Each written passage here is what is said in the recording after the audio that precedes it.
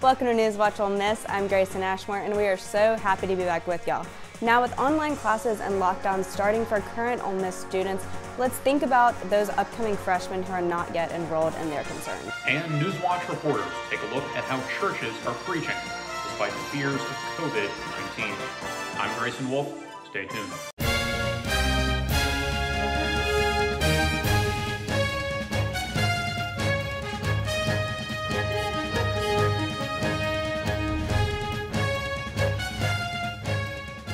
As the coronavirus shuts down the nation and students return home in order to be in quarantine, this does not mean that online classes are also canceled. NewsWatch reporter Annie Sharp has more.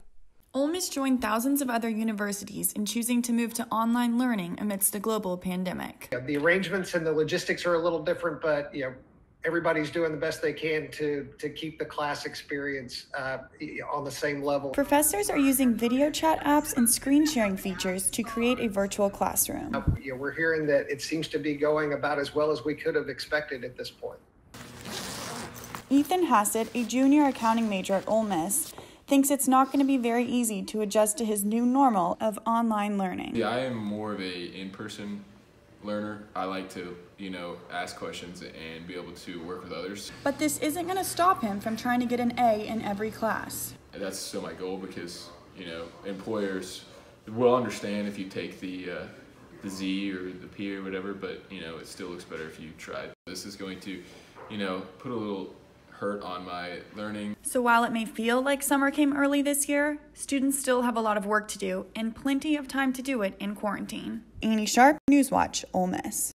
And moving spring courses all online is not the only thing that Ole Miss is doing. They also have postponed graduation alongside moving all the summer courses to online as well. With that shutdown fresh in incoming Oxford's mind, some freshmen are also having their own worries about what could come of their first-year experience. Rylan Hillis spoke with some future students about these concerns. With the University of Mississippi being closed, incoming freshmen do not get the treat to visit the beauty of the Ole Miss campus. But Associate Vice Chancellor Jim Zook says the university is staying connected with these students. We know it's a tough time for them, and we want to support them any way we can. As the university receives updates about the pandemic, they are preparing for every upcoming event, including summer events. We're definitely taking a look at all summer activities right now, not just orientations, but summer camps that we host on campus. With summer orientation being affected by these decisions, incoming freshman Hayden Hillis is worried what he will miss out on.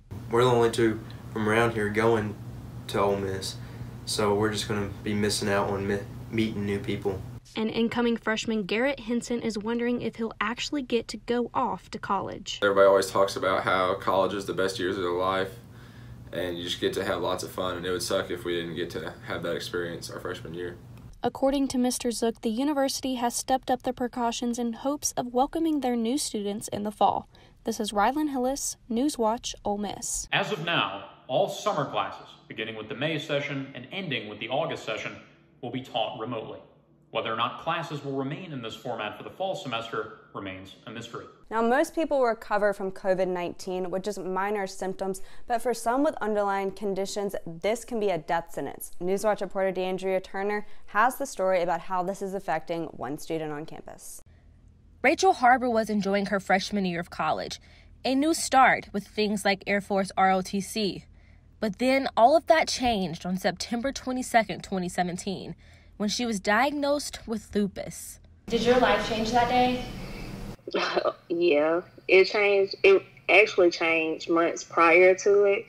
It started in April, I want to say. Yeah, it started in April, and I didn't get diagnosed till September. It affected my school life, work life. Rachel's immune system is always compromised. That's why she has taken extra precaution in today's world of COVID-19. Initial reaction was, okay, that's another thing I got to worry about because I take so many medicines that kind of suppresses my immune system. So my immune system really doesn't work as well as everyone else's. And when it does, it's hell. Rachel was actually one of my roommates, but you can see that her door is closed. She's social distancing at home, and she wants everyone to take this seriously. It's selfish if you don't social distance because you're only thinking of yourself. Social distancing means staying at home, and it especially means avoiding large crowds. You should also refrain from touching one another as much as possible. Rachel has one last message. And don't think that just because someone is in their mid-teens and young adults and stuff like that, that their body is good and in good health, because it's not true. Like, looking at me, you wouldn't expect all the things that I'm diagnosed with, but it's very true out there. 6 feet is the distance that people are saying you need to stay away from others in order to do proper social distancing. But NewsWatch reporter Artez Gibson has more on how you can still support local businesses here in Oxford. The square is usually full of people shopping and dining in at restaurants. But with COVID-19 and social distancing becoming our norm, restaurants on the square such as South Depot and Taylor Grocery are all closed for dining. But most places are practicing a new method of curbside pickup. Reed Toms was picking up froyo with their children, and she feels that this way of social distancing is great for the city. I think they should definitely be staying in. We've been staying in, but when you can get out like this in the open air and keep a distance and, support your local businesses by doing the curbside pickup and not having any personal place-to-place contact, I think it's a great thing. But I do think everybody should be staying in and keeping away from each other otherwise. Artez Gibson, NewsWatch Ole Miss. Churches in Oxford are making some big changes in response to fears over the COVID-19 pandemic. But just how are churches holding services with the factors of social distancing and isolation at play? NewsWatch reporter LaDeja Turner has the answer. This recent coronavirus outbreak has caused us to rethink the ways that we do ministry. This is the announcement that Pastor Keith Keaton made to his church, Senatobia First United Methodist, when he realized his congregation could no longer gather due to COVID-19. He knew he had to be creative. These people are not at a drive-in movie. They are at drive-in church. I thought to myself, what if we don't get out of our cars? What if we figure out some way that people can worship together in person in their cars without getting out? Once you drive in, you can go to their Facebook page and locate the service program. Then you'll tune into 107.5 and you're in church. Once the congregation is all set, they blink to say amen and move their windshield wipers to wave their hands in praise. According to worship group member Calvert Scheidler, drive-in church is a haven for their older members. Older people in our church family, who really, at this point might be scared to get out, but this is a safe place for them.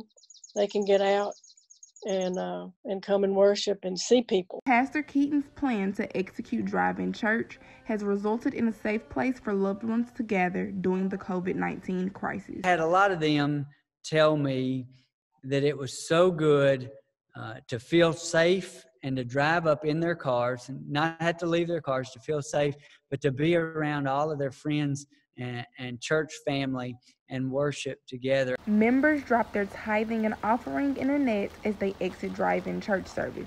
LaDeja Turner, NewsWatch Ole Miss. Even more churches all across the country are working to help stop the spread of COVID-19. Frisco First Baptist Church in Frisco, Texas, switched to an online format every week so that families can help flatten the curve and stop the spread. NewsWatch reporter Barisa has more. It's unusual to see a church parking lot sit empty on a Sunday.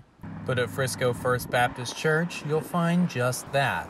Sermons now moving from the worship center to the living room to avoid the risk of public gatherings. And had a conference call with a group of pastors this week, and more than half of us, our churches had never done online worship services. And suddenly we went from an area we felt very competent in, our normal gatherings for worship, to trying to learn new skills, trying to broadcast, trying to go online. And there were a whole set of competencies that we didn't have, that we had to learn in a very short period of time.